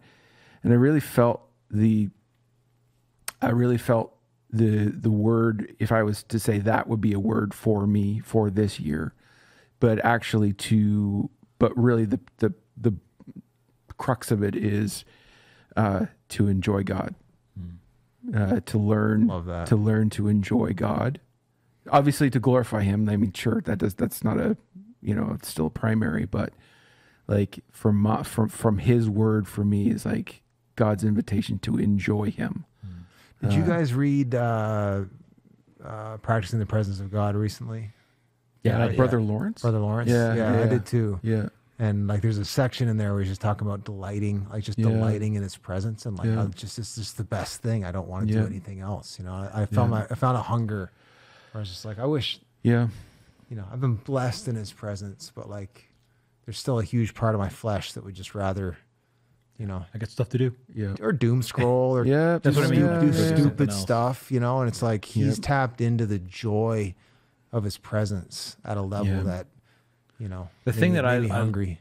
loved about that book too is how I think a lot of times we think, and maybe it's necessary I know for me, it's often necessary to get away and be like shut up with God. I don't mean shut up my mouth, but I mean be shut away with God in order to, but like he would like, I'm like peeling potatoes and I'm in the presence of God. Right. And I'm like that idea of going like, to be so dialed into His presence that you can delight in that presence while you go through your day-to-day life. In addition to, he was a monk, right? So there were hours of prayer and reading and all this. So it's not like he never did that, but it's a beautiful idea. That book, Practice of the Presence of God. The other one that was really formative for me in that vein, there's two. There's one more, I think, as old or older, and then one more modern. It's really that first one is the old one is Experiencing the Depths of Jesus Christ with the Jean Guyon. She's a French. Jean Guyon. Jean, but she Incredible. She's an old French mystic, and the newer one is which in that vein is Sacred Rhythms, the Ruth Haley Barton. Yeah, that's a great one. And really just the discipline of swatting, like the discipline. And again, it's not like I've mastered anything, but the times where I'm able to push away distraction, the times where I'm able to just be with the Lord in stillness have been some of the most profound and transformative moments of my life. And I could say utterly has changed the way that I would say I, number one, pray, but also experience the Lord, like, and have a greater paradigm for being in the presence of God, right? And being aware, like open, like, hey, I can do this, or moments can happen as I'm driving in my car, or peeling potatoes, right? So it really is something that it's a journey. I think it'll be a lifelong journey for me, but back to it is really just about the enjoyment. And really, like, that's where in His presence, there are pleasures, at your right hand are pleasures forevermore. So one of the things I've been learning, I don't know if processing, I guess you process as you learn. I've got another thing I talk about from a processing perspective, but kind of related to that, engaging with the presence of God is, I'm a pretty unstructured person, and I'm a pretty creative person. And I've learned that I actually have to go contrary to my temperament on those things. And that, like, I've developed this very structured approach to my daily prayer that involves a lot of, now I also like people often do with the Lord's Prayer, like you pray a line and then riff on it kind of thing, like I do, but there's like a very, for the first time in my life, I would say I say my prayers, by which I mean I can quote to you the prayers that I say every day, as opposed pray to the rosary. I pray with a rosary. Yeah, it is a good tool to just actually memorize your, for sure. I have one. I don't use it, but I do get the utility I've got of like it. 7.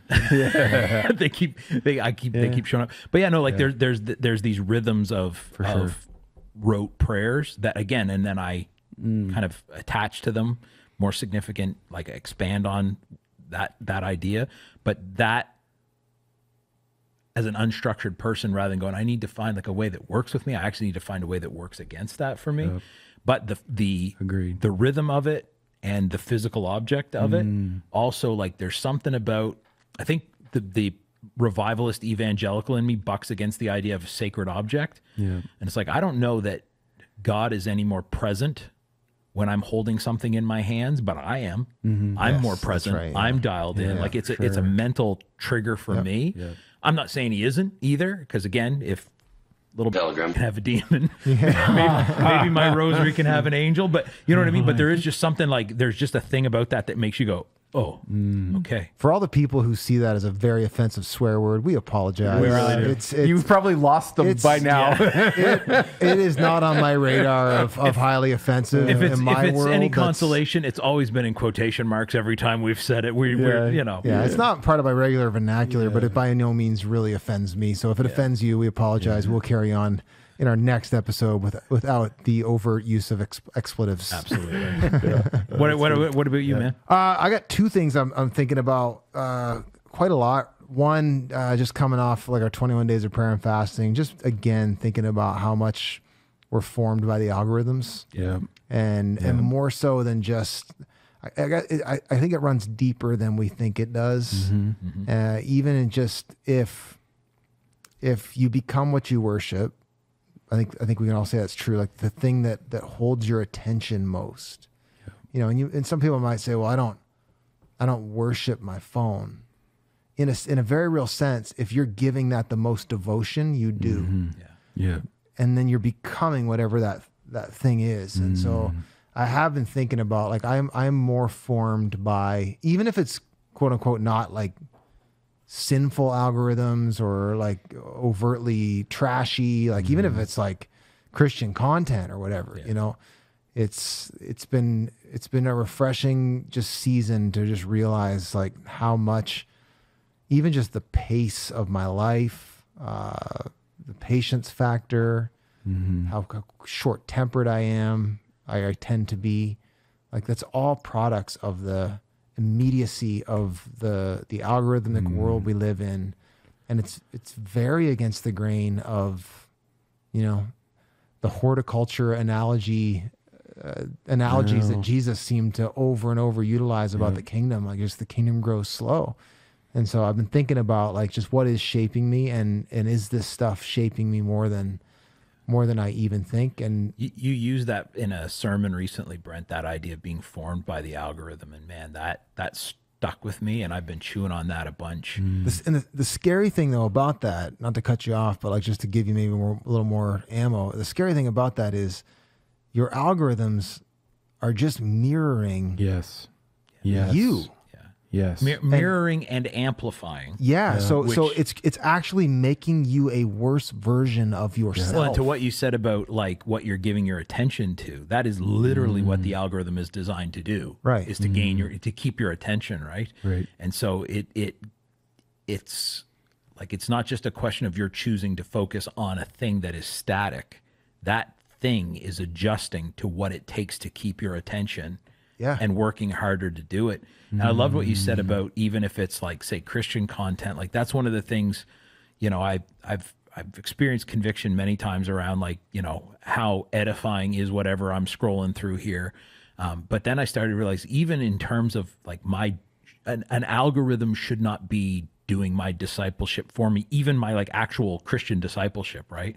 Like whoever has the most followers on TikTok shouldn't therefore get to be the loudest voice to speak into my life about theology, even if there's nothing wrong with what they're saying. And also kind of a thing I think we've talked about on here before is like, I want to listen to more dead people. And very few, I'm sure there's some guy who had a great theology channel who was in a tragic accident a year ago, but like the doctors of the church, the early church fought, like they're time tested. And they don't have, they're not in sound bites. And if they are, you're not actually getting it from them. You're getting it from some Yahoo who's regurgitating an it. AI video of them saying it. And so just going, all right, I need to ultimately the Holy Spirit, but humanly speaking, I need to be choosing the direction of my discipleship. It should terrify us a little bit to think that these devices and this digital world that we're spending all this time in is designed to amplify and mirror you back to you. And like if you go back to like C.S. Lewis's version of like ultimately what sin and damnation is, it's the turning ever inward. It's the turning in on oneself. And so it's like this thing is actually in a very real sense designed to damn you. You know, like that's the weird, that's the scary thing about it for me is like, and I have the 2 Corinthians 4, or is it 4 or 2, maybe 2, hanging over my head, where it says, like, now with unveiled faces, we behold his glory, and as we see him, as we behold his glory, as we like gaze upon him and make him our focus, we are transformed in his likeness from glory to ever increasing glory. And it's like, there's such a contrast to that. Then, like, cause even the Christian content that's coming to me is just the content that the machine thinks I want to hear, and I'm never getting corrected, or I'm never getting called on my crap, or like confront, like, anyway, it's just it's a huge problem. It's the epitome of self, right? And I just say, like, for my part, I think back to the hell conversation. Like, I have heard, this isn't a theological statement, but anecdotally, I've heard of people who have been to hell, and hell being a self-feeding. So if you struggled with pride, then there were prideful things in hell, like that you were. You're given so it's fully into right, it, for sure. For if it was anger, you're filled with anger, and you're just angry. And to me, like, there is a way that you could look at social media and the turning inward, the self-feeding, as a precursor to hell. Yeah, like this, like what, like in I was quoting C.S. Lewis from like from The Great Divorce, that allegory. Everyone should read that book. But like the idea being, those who are damned they're just falling and stumbling further and further into themselves and away from God, the truth, and the life. And so these devices. I mean, I might put a sticker on the back of this that says "Little Pilgrim." I thought you were going to say "Portal to Hell," but either way. And I would say, like, for my part, that I was like, the social media fast happened. I took it off my phone, but it was like I had a link on my computer, just on when you open your browser, there's a bunch of links there, and it was Wednesday. Like, I had moments where I unconsciously went to social media. Dude. And it took me I was on 20 minutes, and I was like, and all of a sudden I come to, and I go, what am I doing? And I just shut it down. And eventually I had to just clean. I had to take all the links off, every one click access. I had to deactivate mine, because if I was able, like, I needed about 4 steps. And it was amazing to me, especially the first few days. Like, I'd be sitting at my computer or whatever, sitting anywhere where I didn't have something I had to do right this instant, or whatever. I'd been working for a couple hours, going to take a quick break, you know what I mean? Yeah. And I just, like, I didn't think I'll go check Facebook or I'll go. Yeah, just click F. Yeah, exactly. Yeah, just instinctive. And it is, wild. That's one of those things. There was I used to work at a gas station after college, and there was a guy who used to quit smoking every January. And I said, "Oh, he tries to quit every January." He said, "No, he quits every January." Like, they told me, so I wouldn't give him his smokes. Was it Jim's Quit Mart? Yeah. Roy Mercer, if you know him. Okay. Hey, Roy. Hey, Benson. He's loving this right now. But anyways, I'd be like, "Oh, so he tries to quit?" No, he quits for January. I said, he's like, no, like, because we would always give the regulars their whatever, like, we'd have their paper, their smokes, everything ready when they came in. He's like, no, February 1st, give him his smokes again. He just quits for January. I said, "What do you mean?" He goes, "He doesn't care that he's destroying his lungs. He doesn't care about how much money it costs. He's not worried about lung cancer. He hates the idea that this has that level of control of him. So every January, and he'd done this for years, he just quits for them cold turkey, smokes one New Year's Eve, doesn't touch him to prove he can." But legitimately, there's something to be said for just going like, it's a weird way. It reminds me, Paul, right? Like, everything is permissible, but I will not be mastered by anything. I'm not trying to argue smoking is permissible. As Erwin McManus once said, when someone asked him, "Is smoking a sin?" He said, "Can't some things just be stupid?" But like, that idea of going like, I don't care what it is, other than possibly reading the Bible and praying. If I have that instinctive, an impulse to do it thoughtlessly like that, that's not a good thing. Yeah, and that's that formation thing. You've been shaped by it. One more quick thing I'm processing. Can I share it? Yeah. Take 3 minutes, and then we'll get into the top 4. We'll wrap it up. But thinking through the idea of the secret place, if you've been around church, you hear that terminology as like the place of encounter, you know, and typically I've thought of that as a time and a place I get away by myself and just be before the Lord. And that's not incorrect, but I've been starting to think about the secret place as a lifestyle of relationship with Jesus, and almost like what are the secret dialogues and what are the secret obediences and what are the secret things that I'm doing I love that. just with him that nobody else has to know about. It's good. Like, I'm that's been kind of the invitation he's kind of put over me for the year. It's like, let's just do stuff together. That's it's hard when you are a professional Christian too. Well, I right? think that's why it's so appealing to me. Is like everything I do is seen. You're like, so much of our job is to communicate what we have seen and heard, which, I mean, Jesus talks about what you've seen, what you have heard, share, you know. Yeah.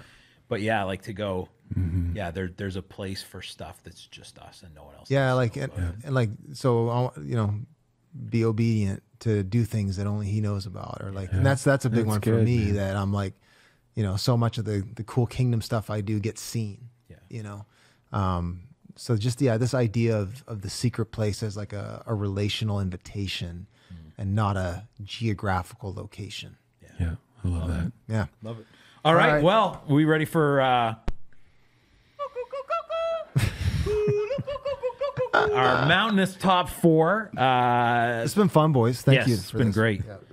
Top 4 things you would save if your house was burning down. What would you can go in and grab 4 things. What do you grab? Now, to be clear, people, we're assuming they're all out. Pets are all out. Pictures are all already out.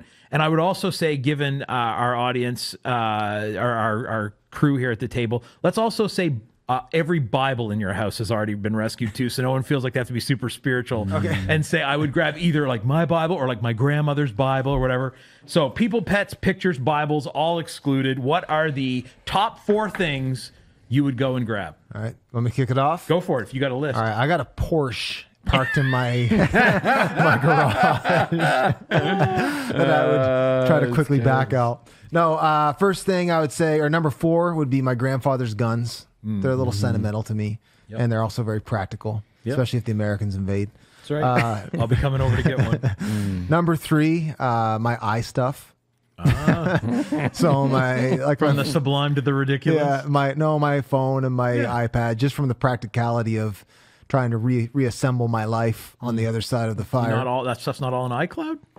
Yeah, but I need the thing to access the cloud. Oh, you just run down to the store, pick one up. Buy anyone. Yeah, I'd probably try to grab it.